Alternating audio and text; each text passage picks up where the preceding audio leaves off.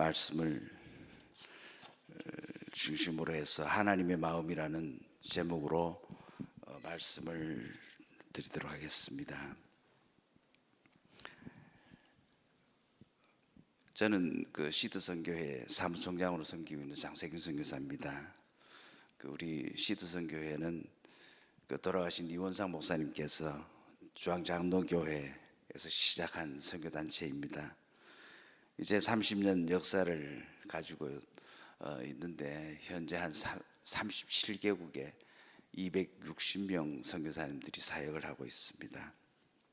지난 주간에 아마 우리 목사님들이 주짓을 다 떠나시면서 새벽 예배 설교를 부탁을 하시는데 선교사로서 선교적인 관점에서 설교를 했으면 좋겠다 하면서 오늘 말씀을 묵상했습니다.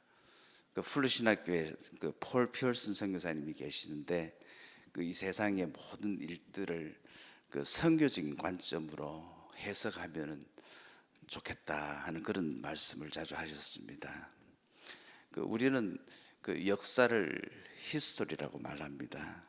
히스토리, 히즈 스토리, 하나님의 이야기입니다. 하나님의 이야기를 적은 성경은 하나님께서 천지를 창조하신 우주의 만물의 시작과 마지막을 기록한 책입니다. 국가와 민족과 개인의 삶 모두는 하나님의 스토리, 즉 히스토리 한 부분 속에서 살아가고 있습니다. 오늘 우리들이 살아가는 우리들의 시간도 하나님의 스토리를 만들어가는 시간이 될 것입니다. 오늘 본문도 하나님의 스토리의 한 부분을 적은 것입니다. 오늘 그러한 관점으로 잠깐 살펴봤으면 좋겠습니다. 39장은 네 부분도 나눠져 있는데 예루살렘 함락이 첫 번째 나옵니다.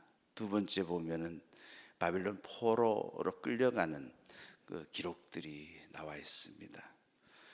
11절에서 14절을 보면은 예레미야의 석방이 나옵니다. 그리고 15절, 18절까지 마지막 부분을 보면은 에벳 멜렉이라는 한 종의 구원에 대한 이야기가 나옵니다. 오늘 세 부분 나눠볼 터인데 첫 번째로 하나님은 진로하시는 하나님이시고 심판하시는 하나님이십니다. 오늘 본문 1절은 이렇게 시작합니다. 유대의 시드기야 왕의 제9년 열째 달 바빌론 왕 느부갓네살과 그의 모든 군대가 와서 예루살렘을 에워싸고 치더니라고 말합니다. 2절에 보면은 시드기야의 제11년 넷째 달 아홉째 날 예루살렘 성이 함락되었습니다. 눈물의 선지자 예레미야를 통하여서 하나님께서는 거듭된 심판의 경고와 해결을 촉구합니다. 그러나 하나님 말씀을 듣지는 않습니다. 하나님의 심판을 받습니다. 예루살렘 성이 함락이 되었습니다. 예레미야 선지자가 40년 동안 계속해서 눈물로 호소하고 경고했던 최후 심판의 날입니다. 예루살렘 성이 함락된 이후에 그 공포는 말로 다 할 수 없습니다. 바빌론 왕의 고관들이 또 군인들이 예루살렘 성으로 들어왔습니다. 군인들은 죽이고 방화하고 통곡 소리가 끊어지지 않았을 것입니다. 그 비극을 예레미야 예가에서 이렇게 표현했습니다. 여인들이 어찌 자기 열매 곧 그들이 낳은 아이들을 먹어오며 제사장들과 선지자들이 어찌 주의 성소에서 죽임을 당하오리까. 얼마나 비극적인 참상입니까? 4절에 보니까 성이 함락되던 때에 시드기야 왕과 모든 군사들이 밤에 샛길로 도망가다가 갈대아 군대에게 잡혀서 하맛 땅 리브라로 끌려가 바벨론 느부갓네살 왕에게 시물당하는 기록이 나옵니다. 바벨론 왕은 시드기야의 목전에서 그 아들들 유다의 모든 귀족들을 죽였습니다. 7절에 보면은 시드기야의 두 눈을 빼고 사슬로 결박하여서 죽을 때까지 옥에 가두었습니다. 참으로 비극적인 일입니다. 불순종의 결과로 최악의 참 비극적인 상황 속에 처하게 되는 것입니다. 이제 거룩한 도시 예루살렘은 끝이 났습니다. 솔로몬의 아름다운 성전도 불타버렸습니다. 다윗의 왕가도 하나님의 택한 백성도 하나님의 언약도 끝나버렸습니다. 이날은 서민 유다 백성이 하나님이 없는 이방 나라 바벨론에 의하여서 멸망을 당한 역사상 가장 비극적이고 가장 수치의 날이었습니다. 이런 우상을 숭배하고 하나님의 말씀을 거역하고 그 거룩한 뜻을 멸시한 죄에 대한 하나님의 징계와 진노의 표현이었습니다. 하나님은 진노하신 하나님이십니다. 또 심판하십니다. 그러나 오늘 이 역사는, 하나님의 역사는 이렇게 마무리되어지지 않습니다. 징계 하나님께서는 이렇게 비극의 역사로 끝나게 하시지 않았습니다. 하나님의 징계는 하나님의 자녀라는 증거이다. 이런 말씀을 말틴 로이드 존스 목사님이 말씀하셨습니다. 징계는 하나님 사랑의 또 다른 표현이다. 이런 말이 있습니다. 선지자들이 예언한 70년 후에 하나님의 역사는 역대하 36장 22절 23절에 이렇게 표현하고 있습니다. 여호와께서 고레스의 마음을 움직이셔서 예레미야를 시켜서 하신 말씀을 이루셨다. 하늘의 하나님이신 여호와께서 이 세상에 온 나라를 나에게 주셨다. 그리고 나를 세우셔서 유다 땅 예루살렘에 여호와를 위하여서 성전을 짓게 하셨다. 이제 너희 모든 하나님의 백성은 예루살렘으로 돌아가도 좋다. 너희 하나님 여호와께서 너희와 함께 하시기를 원한다.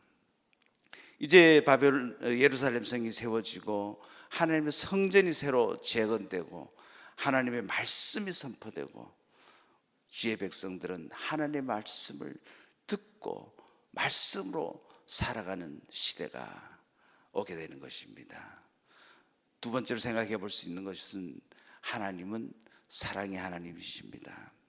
오늘 본문 15절 18절의 말씀을 보면은 에벳멜렉이라는 한 종의 구원의 말씀이 나옵니다. 우리 한번 함께 읽었으면 좋겠습니다. 15절에서 18절입니다. 함께 읽습니다. 예레미야가 감독들에 갇혔을 때에 여호와의 말씀이 그에게 임하니라. 이르시되 너는 가서 구스의 에벨론에게 말하기를 만군의 여호와 이스라엘의 하나님의 말씀에 내가 이성의 재난을 내리고 복을 내리지 아니하리라 한 나의 말이 그날에 내 눈앞에 이루리라. 여호와의 말씀이니라. 내가 그날에 너를 구원하리니 내가 그 두려워하는 사람들의 손에 넘겨지지 아니하리라. 내가 반드시 너를 구원할 것인즉 내가 칼에 죽지 아니하고 내가 노량물같이 내 목숨을 얻을 것이니 이는 내가 나를 믿었음이라. 여호와의 말씀이니라 하시니라. 오늘 이 말씀은 어제 여러분들이 읽으셨던 38장 그 7절에서 13절 이후에 기록되는 것이 자연스럽습니다. 그런데 이 기록이 여기에 적혀져 있었을까 그 생각을 해봤습니다. 아마 하나님을 경외하지 않는 유대민족의 심판, 그리고 이방인이지만은 하나님을 경외하는 자의 구원을 대조적으로 보여주기 위하여서 그렇게 기록하지 않았나 싶습니다.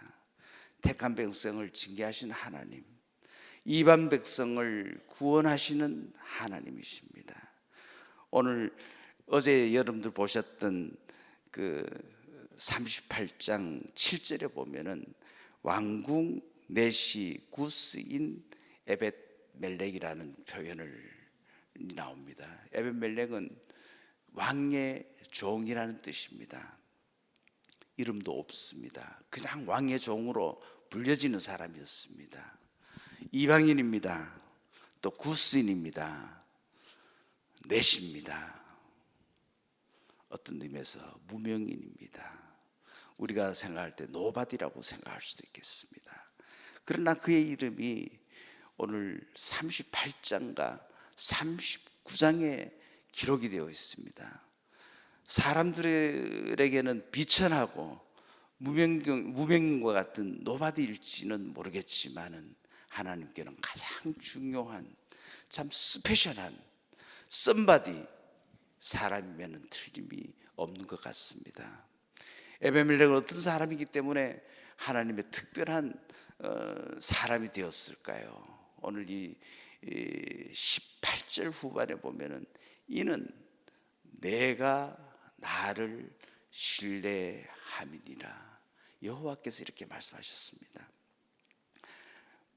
어제 여러분 읽으셨던 38장 7절에서 13절을 간단하게 요약하면은 이제 에베멜렉은 예레미야가 구덩이에 던져졌다는 말을 듣고 즉시 왕에게 나가서 저 사람들이 선지자 예레미야에게 행한 모든 것은 악한 일입니다. 성중에 떡인 게 없는데 또 그들이 예레미야를 구덩이에 던져 넣었으니 그가 거기서 죽을 것입니다. 얼마나 담대한 행동입니까? 내시로서 감히 할 수 없는 일을 하는 것입니다. 어쩌면 예레미야를 돕다가 또 구해주다가 죽을 수도 있고 변을 당할 수도 있는 그러한 상황인데도 불구하고 예레미야를 도와주고 있습니다. 그 답은 방금 말씀드렸던 대로 내가 나를 신뢰함이니라. 에베멜렉은 정말 여호와 하나님을 경외하는 사람이었습니다. 왕의 침소를 맡으면서 누구보다도 왕의 고민과 생각을 잘 간파하고 있는, 왕을 위해서 해야 할 일이 무엇인지를 너무나 잘 아는 사람이었습니다. 에베멜렉은 하나님의 선지자 예레미야를 지키는 것이 바로 여호와의 말씀을 지키고 순종하는 일이라는 사실을 확신했기 때문일 것입니다. 오늘 함께 합독했던 15절, 18절 중간에 보면은 나의 말이 그날에 내 목전에 이루리라, 이런 표현이 있습니다. 하나님의 말씀 성취되는 것을 본다는 이야기입니다. 에베멜렉은 하나님의 큰 은혜를 입은 사람이 되었습니다. 얼마나 대단한 일입니까? 하나님의 말씀이 성취되는 것을 본 그 사람입니다. 왜요? 내가 나를 신뢰하였음이니라. 이는 내가 나를 믿었음이니라, 이렇게 표현할 수 있겠습니다. 믿음으로 구원을 받은 것입니다. 우리도 믿음으로 구원을 받았습니다. 에베멜렉도 믿음으로 구원을 받았습니다. 로마서 1장 17절에 보면은 기록된 바 오직 의인은 믿음으로 말미암아 살리라. 무명의 이방인 노바디 에멜렉은 하나님의 구원을 받은 사람입니다. 하나님은 선교의 하나님이신 것입니다. 오늘 세 번째로 하나님은 선교의 하나님이신 것을 저희들 믿습니다. 하나님께서 택한 백성, 선민이기 때문에 무조건 구원을 받게 될 것이라는 착각과 영적 무지에 빠져 온갖 불의를 자행하던 유다가 바벨론의 침략으로 멸망하게 하셨습니다. 그러나 이방 출신인 그 넷이 한 무명인 에벤멜렉을 하나님께서 그의 진실하게 하나님을 섬긴 그것을 보고 구원을 시켜주셨습니다. 세상 끝날에 구원을 받게 될 자는 혈통이나 사회적 신분과 같은 조건이 아닌 하나님 말씀에 대한 순종과 우리 주 예수 그리스도의 복음에 대한 참된 믿음으로 하나님께 나아가는 자일 것을 저희들 믿습니다. 참되신 하나님은 우주의 창조자이십니다. 열방의 하나님이십니다. 모든 영혼의 하나님이십니다.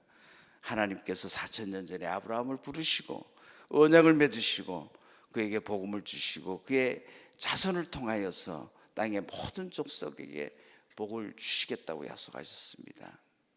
아브라함의 자손은 그리스도와 그의 백성을 말합니다.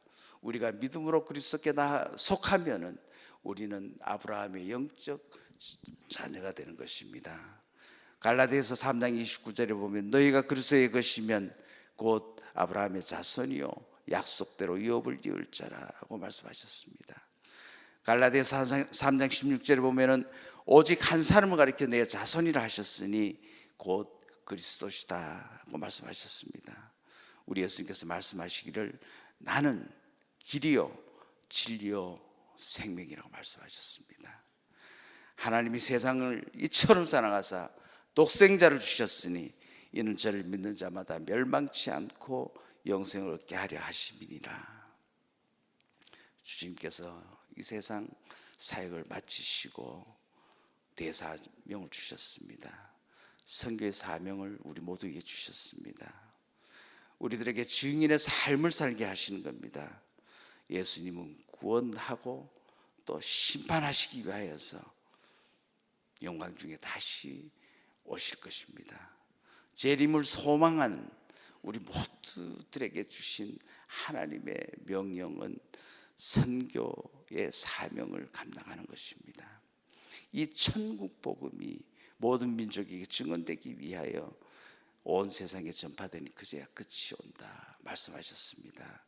선교와 역사는 동시에 끝이 나는 것입니다. 히스 스토리는 주님의 재림으로 완성이 되는 것입니다. 하나님은 선교의 하나님이십니다. 우리 함께 기도하겠습니다.